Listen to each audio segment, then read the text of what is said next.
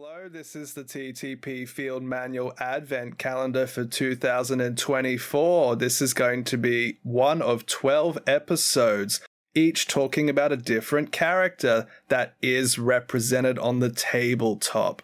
Today is going to be one of my characters, Jonny. It's going to be Anrakyr the Traveler, Lord of the Pyrian Eternals. Let's do this. I have a quote for you. Go on.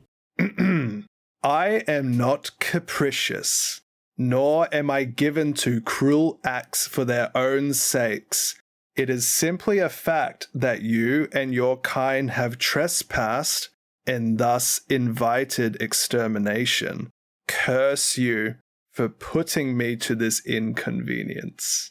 Anrakyr the Traveler, to the Tau Ethereal, on Tanil, prior to the Harvest of Kamai. He seems like a lovely person to know. Do you want the TLDR of the Harvest of Kamai?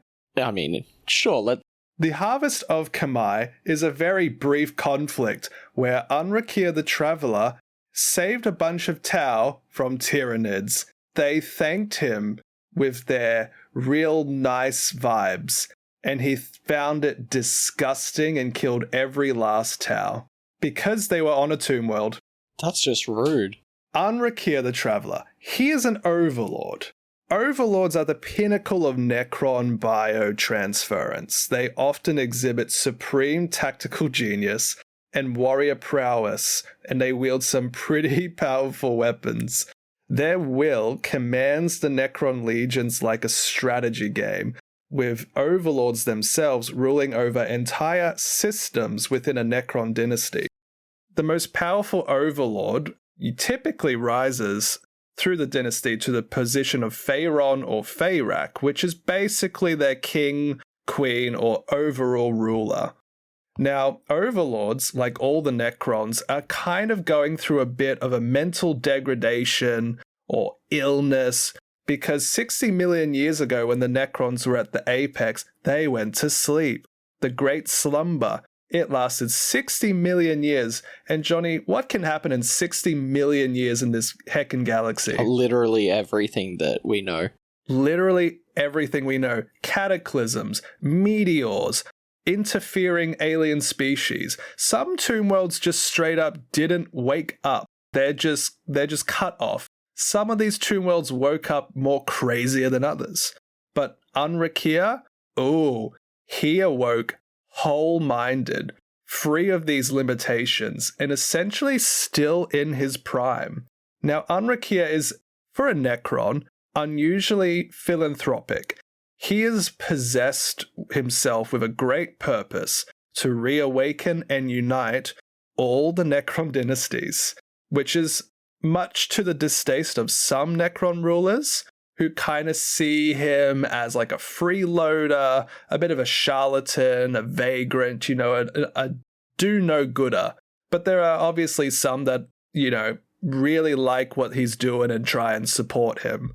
Now, Anrakyr removed himself from the rule of his tomb world, which is named Pyria, to go about this mission, and he brought with him his entire unique legion of immortal warriors, the Pyrian Eternals, which are supposedly immortals, a Necron sort of frontline trooper, that are somehow more murderously efficient. It's like his tomb world's whole shtick is to have really good immortals. But he took them on his magic school bus and is now out, amongst the stars. But despite his sort of selflessness, Anrakyr is susceptible to an almost unhinged rage at the discovery of a ruined or invaded tomb world. He commits all resources and strategies to revenge, and for his efforts, he demands tithes from his awakenings by force, or if denied, by subterfuge, which when a tomb world's waking up is relatively easy to accomplish when you're as cunning and full-minded as Anrakyr is. Now, Anrakyr is easy enough to identify between the various, Necron epic characters. He is a silvered metal individual, and he is adorned with a gold headdress and a bronze. I'm going to say this wrong, but I believe it's pronounced the shendit, which is an Egyptian skirt. You sort of see this style on a lot of the Necron characters who have, a little bit of that Egyptian vibe going on. Instead of the typical green or sometimes orange energy, Anrakyr is blue, and he is armed with a heavy war scythe, which cleaves through just about any material. And Jonny, he also has probably the strongest weapon available to an Overlord. Can you guess what the weapon is that he possesses? Oh, it's probably something like War Scythe. Well, I just mentioned the war scythe, but what I'm going for is the tachyon arrow. Oh, he's one of them. He has a tachyon arrow. It is a wrist-mounted kind of crossbow. It supercharges a bolt of material, which in lore essentially pierces through anything with up to infinite range. It will go through mountains. It will blow up Imperial Titans, but they have one shot. In the game, not that strong, but he has one of those. And he also happens to possess a unique ability amongst the Necron nobility. Can you guess what his Necron unique ability is, John? I couldn't tell you, to be honest. He can focus his will to telepathically command enemy machinery. Oh. He will force weaponry against the persons in charge of it, like space stations, vehicles. Yeah, that's his shtick. He's so powerful of mind that he'll see like a tank, pinning down some troops, and he'll just look at it, reach out, and just turn it off. His charisma is ridiculous. His charisma is ridiculous. What do you think about Anrakyr's vibe so far? His personality, his purpose. What's your take? It's strange that the other Necrons are like, yeah, no, don't wake us up. But at the same time, it's a weird shtick, but he seems real good at it. It's not so much that they don't want him to do it. It's not so much they don't want him to do it. They just want to be able to thank him without him then taking part of their army. I mean, if left to their own devices, they might never wake up and then never have an army. Yeah, but Necrons really are kind of insular. They do like to sort of rebel against one another, dogpile each other, politically speaking. It's not the very cohesive race that people think it is. It's just that the Necron tomb worlds are very synergistic within themselves. The problem is the few egos that they still have are very egotistical. Oh, yeah. Well, I do have 3 relatively small bites of lore. He's one of those characters that doesn't have an insane amount of background or campaigns to really speak of. A lot of the supporting characters in this universe are a bit like that. You get the rule of cool from their model, but not a lot of actual lore to complement it. But I have 3 campaigns here. Would you like option 1, 2, or 3 to start with? I'm going to throw you for a loop and say option 2. Option 2, my favorite of the 3, actually. Go on. It's called the Karnak campaign. Never heard of it. The Karnak campaign was when Anrakyr attempts to go and awaken the tomb world Karnak. However, he found it infested. What do you think he found it infested with? Orcs. Meh. Nah. Try again. Humies. You're getting closer. I'll let you know that it was the Exodites. Ah, okay. The wood elves, if you will, of the setting. The Eldari that decided to go back to grassroots lore. The Eldinosaurs. The Eldinosaurs. Yeah, overrun this planet was with the Exodites, just everywhere. And he found himself quite outmatched, and so he commissioned aid from several other, I will say, named Necron characters. Who do you think he dialed up? Trazyn the Infinite. I feel like I'm just playing a guessing game here. He did, actually. So he managed to... Well, it's not so much he commissioned Trazyn, but he commissioned the tomb world that Trazyn is representing. Yeah. And so Trazyn and his Nihilak dynasty were there, but there was also another dynasty quite some repute that he managed to contract in. Is it your boy Stormcaller? It is, except it's Stormlord. Stormlord, Stormcaller, Storm something, alright? So he got aid from the tomb worlds of Mandragora, which is Emotech's tomb world, who is the leader of the Saltec dynasty. Mm-hmm. He also commissioned Gidrim, which is a vassal kingdom of the Saltec dynasty, and this is Nemesaur Xandrak's world. Oh no, this is like all the big names. And guess who else happens to be allied with the Saltec dynasty? You're telling the story here, Josh. Anrakyr the Diviner. Nice. So everyone's here. Everyone who's anyone is here. They're just missing their big boy. Yeah.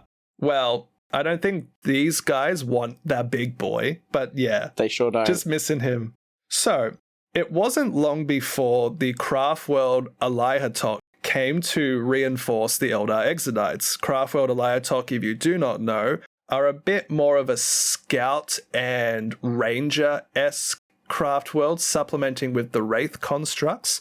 And so what ended up happening was the Eldar were pushing an insane amount of hit-and-run tactics with rangers.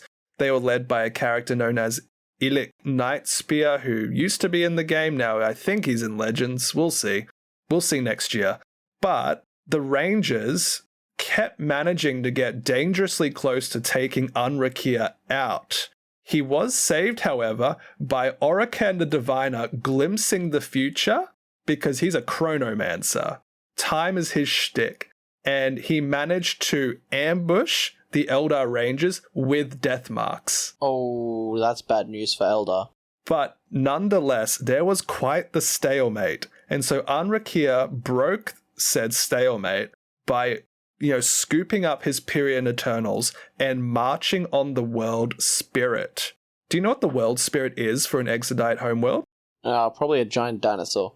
Kind of. It could be. They don't really, exclude that from possibility. You know how craft worlds have the Infinity Circuit where all the sort of souls go? Yep.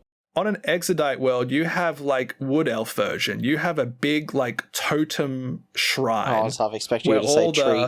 It could be. I don't know what this one was, but I imagine it was sort of like a stone-ish kind of golem. But from what I gathered, it kind of has these, ley lines that run the planet. So all the various Exodites can really synchronize with the spirit of the world. However, in the ensuing fight, the Tomb World began to wake up. Oh, no. And very quickly did Anrakyr manage to wrestle control of the battlefield away from the Eldar as he commanded the relatively sleepy Necrons into victory. What a Chad. What a Chad. And in thanks, what do you think he gifted Trazyn the Infinite with? I have no idea. The core of the World Spirit. Oh, that's just rude. That is a bit rude. He literally scooped up the Wood Elf psychic hub of souls and just gifted it to Trazyn for his museum. Man, I'd love to go into that museum one day. There's so much stuff in there. That could be a great episode. Sure what could. is in the Solemnis galleries? Well, I have 2 more campaigns for you. Mm-hmm. Go on. Would you like the Lazar blockade or the War of Broken Faith? Oh, let's go the War of Broken Faith. That sounds like a blast for anyone who's there. Yeah. So the War of Broken Faith, again, not a very extensively written up conflict. Mm-hmm. A lot of this stuff is little excerpts from various codices. But the War of Broken Faith was focused on the shrine world of Saint Spire.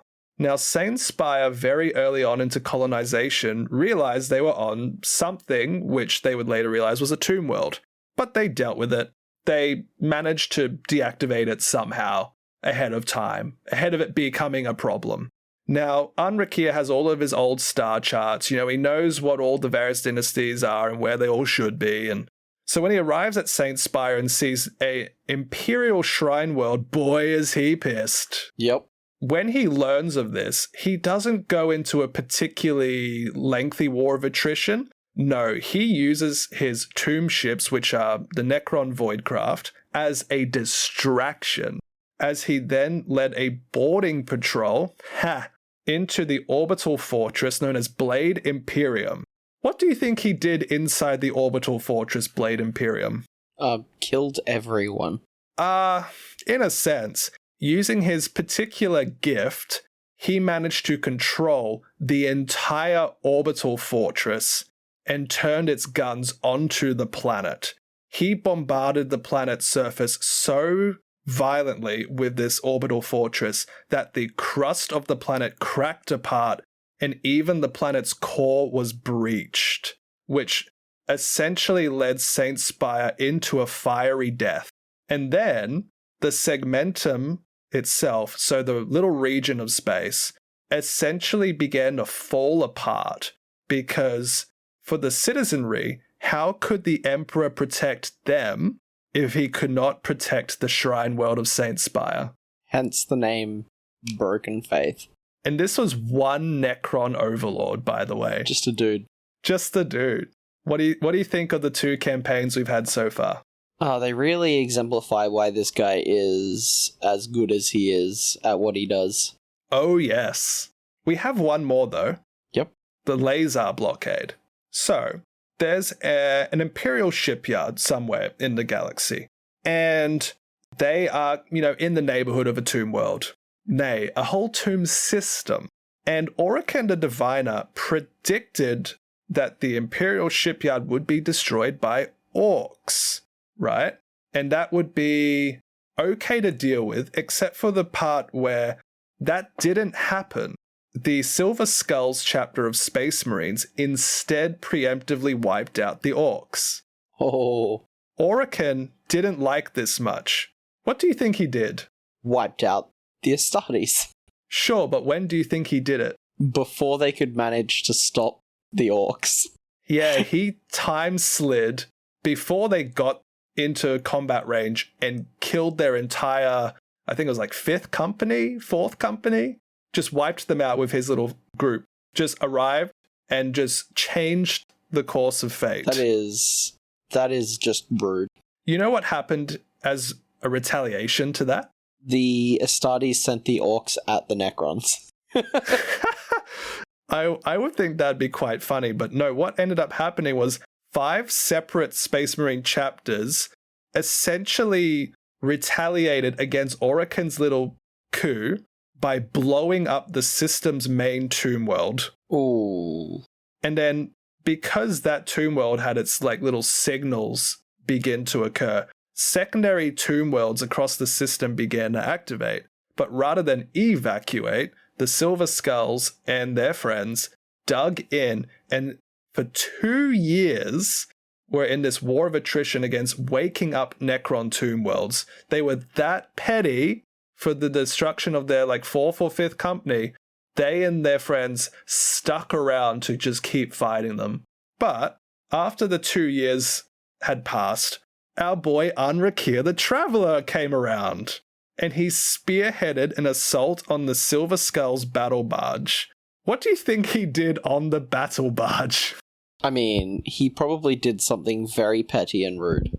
He commanded the ship's systems to open fire on the Silver Skulls. Cool, friendly fire. The Space Marines' own battle barge slew the chapter master and a large portion of the chapter. No one expects surprise gunfire on the back line. They were so embarrassed by this fact, they have then spent the remainder of their existence trying to cover up the truth of what happened. Yeah, that's why no one's heard of them, right? That's about the gist of what I have for Anrakyr's narrative for today, though. So what's his model like, then? So, Anrakyr has an old resin model that's largely unavailable. Yeah. He's one of the few epic heroes of the Necrons that were consigned to the retirement-esque Legends collections of datasheets. You can play them in casual games, but they're not really getting updated. It's models you probably have, but you can't buy, etc. Yeah. Now, Anrakyr's stat sheet is exactly the same as a typical Overlord, but he does cost 10 points more, I believe. Okay. He has 2 abilities that differ from the abilities of the Overlord. He has the leadership ability, the Pyrian Eternals. His Immortal squad, when led, adds 1 to their wound rolls. Also, just twice as tough. Oh, a third as tough. 50%. Well, no, when they're attacking, on their wound roll. Wound rolls. Sorry. Yep, not on wounds. Not on wounds, but yes, they're more efficient at killing people. That's what you want to see. He also has an ability called Mind in the Machine. This is his possession shtick. Yeah. On the opponent's shooting phase, Yep. a targeted vehicle has to pass a leadership test. If it passes, you subtract 1 from hit rolls, like that, vehicle. Yep. If it fails, it straight up just cannot shoot that shooting phase. Nice, he just turns them off. Yep. And that's about all I really have to say of Anrakyr the Traveler. What do you think of him? He seems like a cool dude. I love the idea of the blue energy on a Necron. I think the green is very basic and any other changes are very nice. His model's kind of just... It makes him very icy, doesn't it? Yeah. Cold-hearted. Resonates with that, Necron vibe very well, I think. But he's a cool dude. What do you think of his campaigns? He's kind of just like a petty Chad that comes in and then everything changes. Yeah, he is the point break for the Necrons, it seems. Yeah. It's like, what do you do when you're struggling? You call Anrakyr and he'll just come fix the problem. Absolutely. Well, that's Anrakyr the Traveler, Lord of the Pyrian Eternals. Thank you very much for listening to this Advent Calendar episode. Stay tuned for another.